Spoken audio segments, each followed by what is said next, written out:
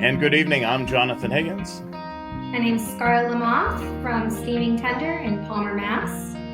And welcome to the show. I'm completely excited about doing this. I, of course, have my mug here from the Steaming Tender. I can say this. If you're from New England and you're a rail fan, you know the Steaming Tender restaurant in Palmer, Massachusetts. Because one, it's a great place to have lunch or dinner, and you can rail fan there. Yes. And the whole restaurant is basically has the whole theme of the railroad because it's inside of a historical train station. Yes. So I wanted to ask you a few questions.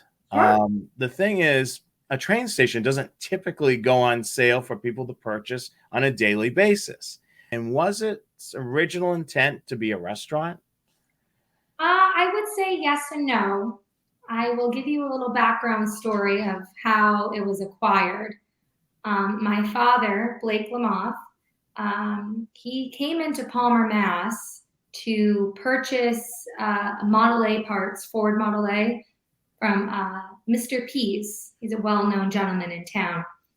And he picked up his part for his car, and the adventurer he went through town and stumbled upon a dirt road, and he took a drive down Depot Street and saw this magnificent building. It definitely needed some work. It was in, a little rough shape at the time. It was called Bruno's Pool Hall, and it had a for sale sign out front. My dad immediately called, the realtor up and put her offer in, and made a deal with Bruno. And so we purchased it at the age of 24 and closed on it on Valentine's Day of 1987. And my dad at the time restored buildings. That's what he did for a living. And he wanted to do the station over, but really keep the historical elements alive. And they were also in the antique business, both my parents at the time. So they bought and sold antiques right inside the station while fixing it up as well. And during that time, they had the idea of turning it into a restaurant for people to enjoy, the historic elements and architecture of the architect Henry Hobson Richardson, who built the station in 1884. And after 17 years of restoring the property, that had to do with, fixing the roof, restoring, he restored one side of the canopy, which was the north-south side, if you're looking at the station. The east-west side still needs to be restored. Replacing floorboards and, so much more. But we opened as a Steaming Tender restaurant in 2004 and just started as takeout. And then we slowly moved inside, and the original waiting room is now our dining room.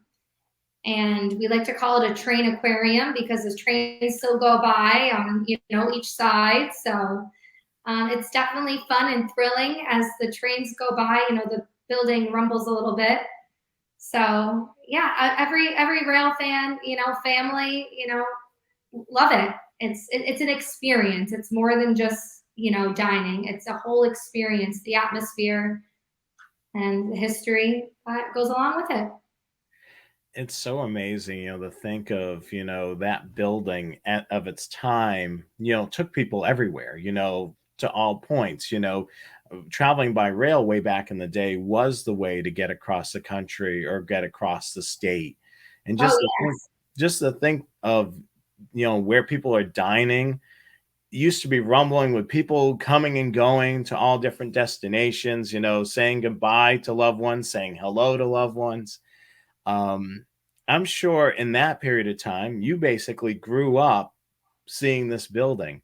What are some of your fond memories of your dad restoring it and then seeing what it is today?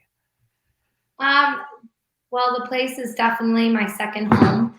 I don't know, I can't imagine my life without that building. I'm very sentimental about things, and in particular, the restaurant itself.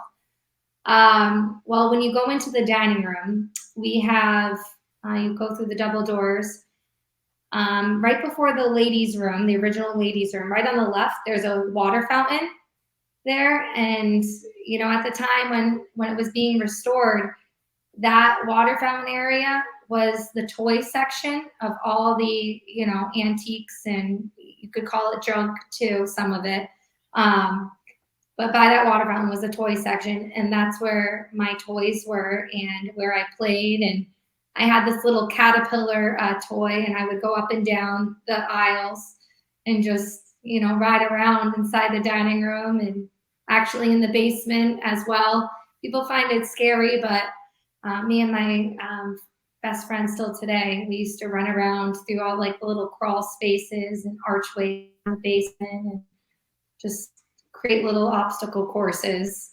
And, just doing little things like painting. I would pick some picnic tables, and, and then when my sister, we're 7 years apart, my sister Linnea.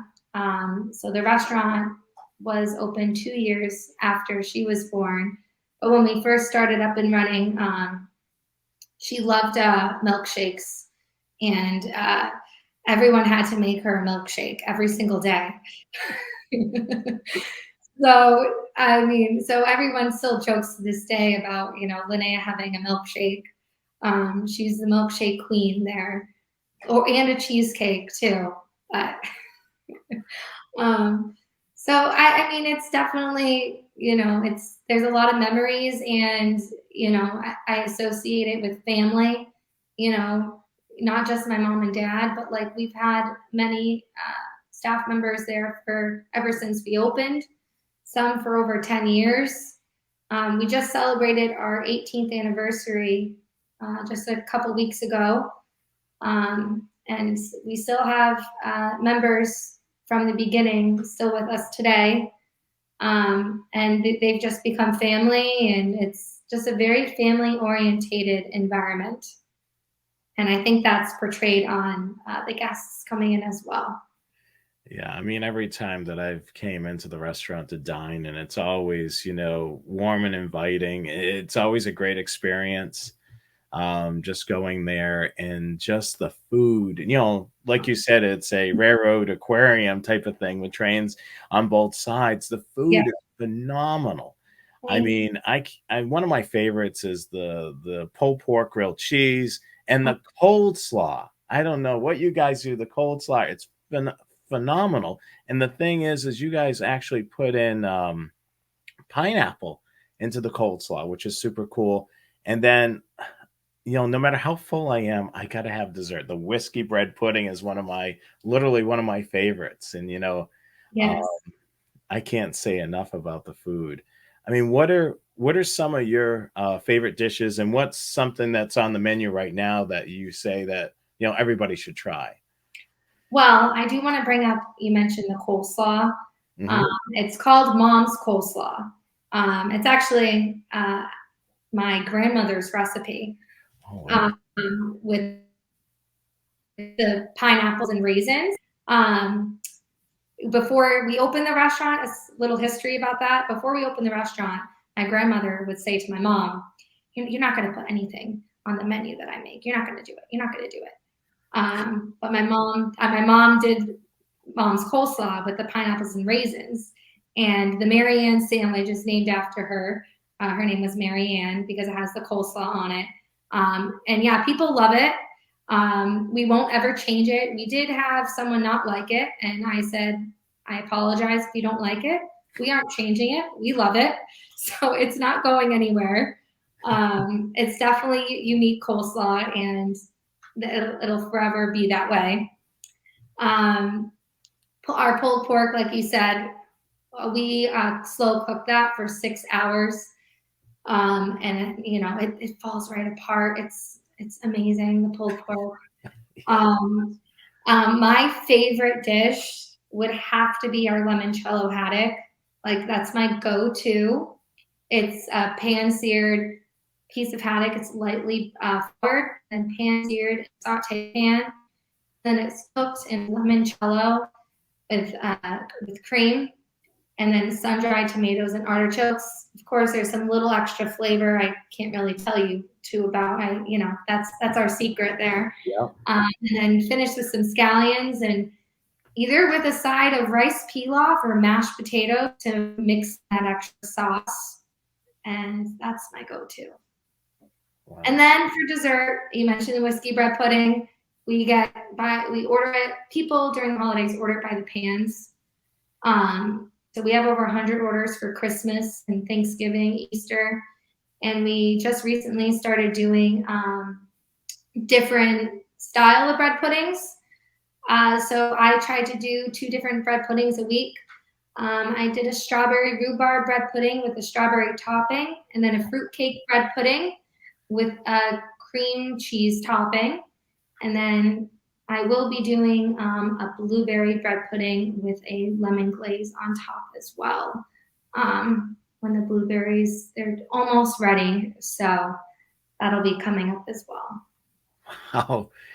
All I can say is I got to go back, to get some of these other different bread puddings. I mean, the bread pudding is phenomenal, and I know you guys, sell it by the pan during Christmas, during the holidays. So that is super awesome. God, I didn't think you guys could make it any better with different types of bread pudding now. Yeah, during the fall we do, because it's a huge hit, is our apple bread pudding. We do that with a brown sugar glaze, and then I also do a pumpkin bread pudding with a cream cheese topping as well. Wow, so good. Yeah, we always will have our whiskey bread pudding because that is the signature dish. A lot of these things are very standard on the menu. I'm so happy that, I was looking at the menu and I haven't been to the restaurant in about 3 or 4 years. And I saw, oh, that's still on the menu. That's still on the menu. And I had my go-tos on the menu, and then everything else I've tried is just phenomenal. I mean, it's one of those restaurants where you got to go in and try everything on the menu. Cause I can't say, that there was one meal that I didn't enjoy. I mean, everything is phenomenal on the menu, and it's not, and it's a great portion too. You leave there, like I would leave there full, and I'm like, oh man, I got to have the whiskey bread pudding, but I I know. just make room for it. So, Well, you never ever leave a restaurant, still hungry. And with the mac and cheeses, you can always have it the next day. There's not many people that can finish the mac and cheese in one sitting. I do not see it often, like not often at all. wow. So a lot has happened over the years since you guys opened the restaurant. You've kind of Mhm. expanded things. You've got the Train Masters Inn, and you just recently acquired a caboose, and it's listed on Airbnb. So you've Mhm. kind of went from the restaurant business to the hotel inn type of business. So tell me, how did this all come about? So we kind of know how the restaurant came about. How did you acquire the Train Masters Inn? Well, the Trainmasters Inn, that building is actually, as you head up the driveway, it's going to be the third building on your right, as you exit Depot Street and just head straight. We've actually owned that building since around 2000, I believe, the year 2000. That is the former livery. So as people back in like the early 19th century or 1900s, they would get off the train and pick up a horse and buggy at the inn, well, our now inn. And so it was in very rough condition. And it wasn't till 2016, October of 2016, we opened the Trainmasters Inn. We restored that building with all recycled materials. I would say about 80% of recycled materials, including like the molding and so forth, the staircase. We incorporated a lot of different woodwork into that building to make it unique and have character, because it was definitely an abandoned building and very rundown. And we've always envisioned it to be a hotel, and it's been going very well. All the rooms are railroad themed. It all has, we have railroad pictures in there, different railroad memorabilia, and just to play up on the railroad town, Palmer, that's known as the town of seven railroads. And then we recently acquired the Caboose. That was out of Connecticut, and that took some time to get up. That came up by rail, actually. And then that is located on Dublin Street, just I'd say five houses down on the right is Dublin Street from the inn. So it's all walking distance from the restaurant itself.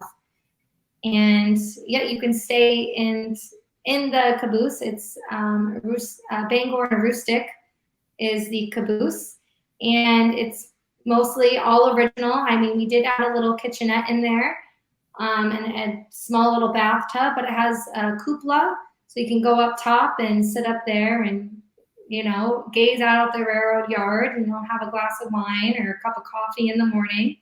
It has the 4 original bunk beds in there as well, and it has the original writer's desk in there.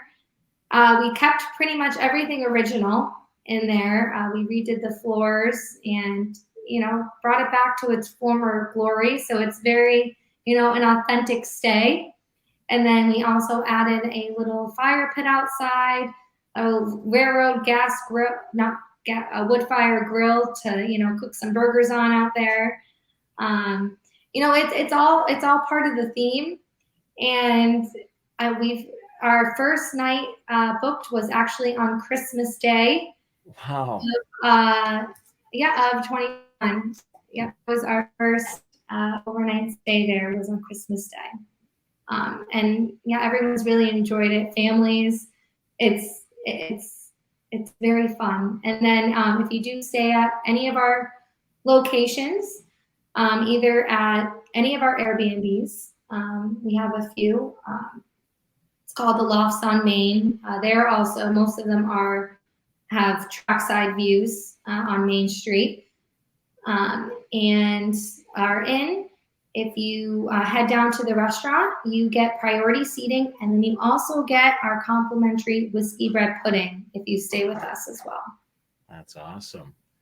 Yes. I mean, it's so amazing that you guys have highlighted, Palmer's history and railroads. Now, my question is either of your parents like into trains, or did this business kind of get them into the trains? I would say, I wouldn't say it's particularly the trains. I would say, I mean, my dad has become fond of them. Yeah. I mean, he likes to attend the Big E train show every year. And as did I with him.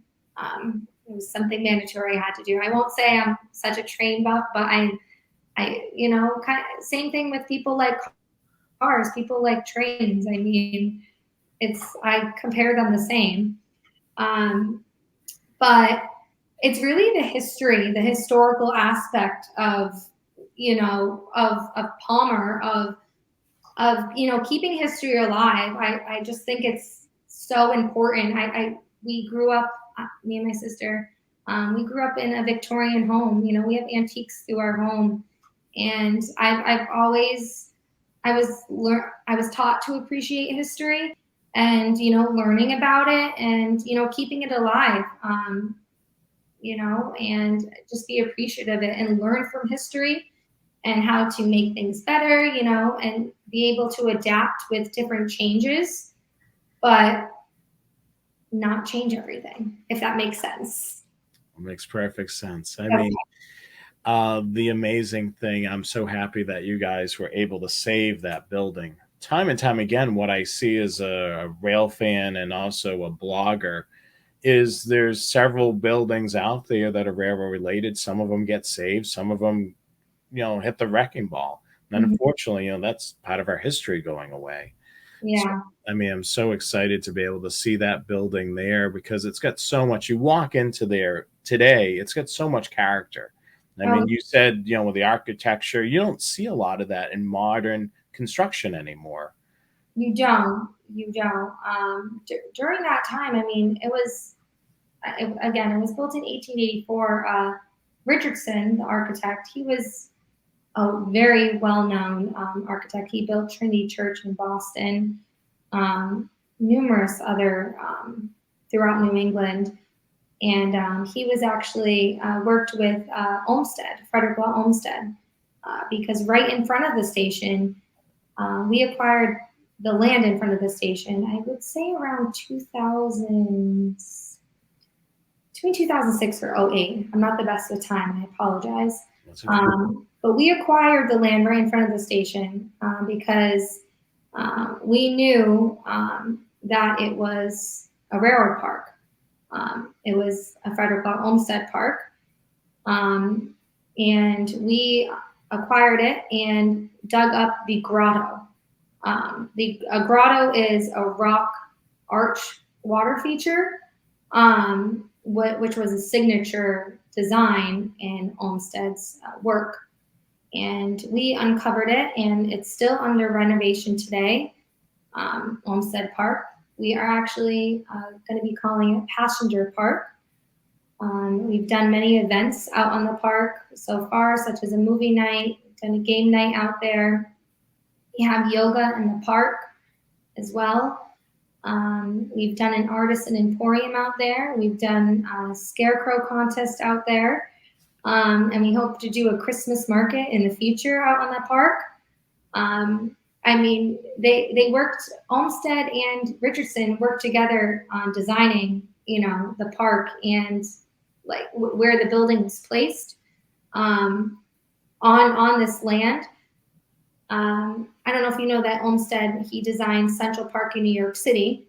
Oh, wow. Yeah, he designed part the gardens around the Vanderbilt mansion down in North Carolina, the Biltmore Estate. Oh, yes, the Biltmore. Yeah. Yep. Olmsted is very famous. He actually in the Biltmore Estate is a large portrait painting of Olmsted because it was the youngest Vanderbilt that built the Biltmores, and he had a huge portrait of Olmsted on his wall because he was so appreciative of his work. And Olmsted was actually the one to start the whole career path of landscape architecture. He created that whole field, was Olmsted. So it's very important that we save a piece of Olmsted's history right in Palmer, Mass. And, and it's by doing that, it's by having events out on the park, because that's what they were created for, to have recreational places for people to gather. And back then, people were getting off at the train station and, a nice green space to relax, get away from the commotion and the hustle and bustle from, the industrial revolution stuff, to see a green space, to see water, to relax and get in tune with nature. That was Olmsted's whole idea of bringing parks to, cities and urban communities. So Richardson and him worked very well with each other, and we actually have a postcard of them on the park of Richardson and Olmsted under a canopy. And I wish I had it on me right now, but you can find it on our website. And it's an old photograph of them too in the park, and you see the grotto right there on Depot Street in Palmer. That is so cool. I mean, you think of this little town that's in basically the heart, essentially, of Western Massachusetts, and there's so many ties to big names. Oh You know, yes. I mean, it's so amazing. I mean, to think of it, the town that had 7 railroads initially, still, has a couple of railroads still running through there with with CSX, New England Central Railroad, and then the Massachusetts Central Railroad, Mhm. and the was it the Lakeshore Limited? The Amtrak runs through there. Yep. Uh, so I mean, there's still some tons of activity railroad wise, but I know there's several lines that were abandoned over the period of time. But I'm Yes. happy that to see that everything's getting preserved there, railroad wise. That's there, which is awesome.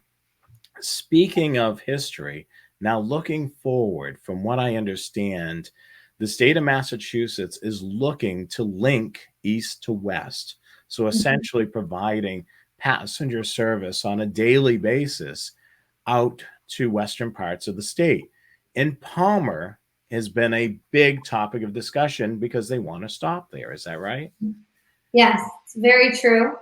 I myself am on the Palmer Rail Steering Committee, working together to promote the stop in Palmer, and working with the town on it stopping right at the railroad station. And Senator Lesser is the one that put forth the bill of East West Rail. And that would start all the way, it would start in Springfield and right to Boston.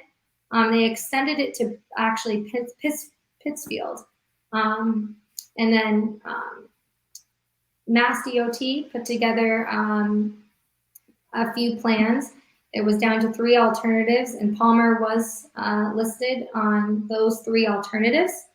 Um, but everything is in the works right now, and Senator Lesser is actually running for lieutenant governor right now. He just got endorsed by Congressman Neal, and they are both on board for the stop in Palmer and East West Rail. So, things are looking up. It's just, I don't know everything that goes on in government, but, it's, we are going to be hosting a rally at some point at the station as well. So you can look out for that, and anyone can attend. And Senator Lesser will be there, and all government officials supporting East West Rail will be attending that, because we definitely are in hopes of having a train stop right here in Palmer. Yeah, I mean, it'd be a great thing. I mean, I've seen in other countries how rail has really tied everything together. And a It lot of does. people are nowadays are more dependent on public transit, and they're really wanting it, but unfortunately, our structure doesn't provide it. So hopefully, in the future, we'll see more people being able to travel by rail. Yeah, I would say I had the I had the pleasure of living in France for 6 months. I studied abroad when I was in college, and with my experience there, I would say our public transit is very far behind in the United States than it is, over, especially in our small state of Massachusetts, and our access to, all of New England. Um, it definitely needs improvement, and it's needed. Public access is needed all over. And I mean, with the rise of gas prices, why not? Let's go right now. Let's Yeah, get it rolling. that's for sure.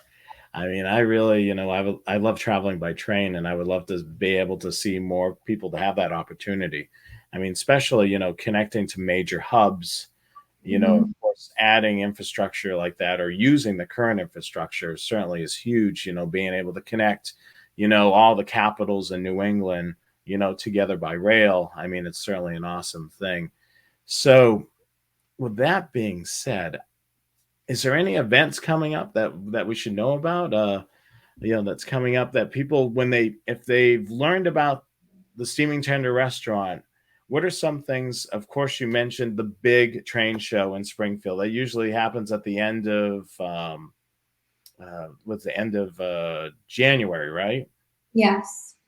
And then you mentioned about a flea market as well that people come out to check out as well, right? Yeah, so we have the Brentfield Flea Market that's happening right now, and it's actually the third largest flea market in the United States. And that is only a 10-minute drive from the restaurant itself.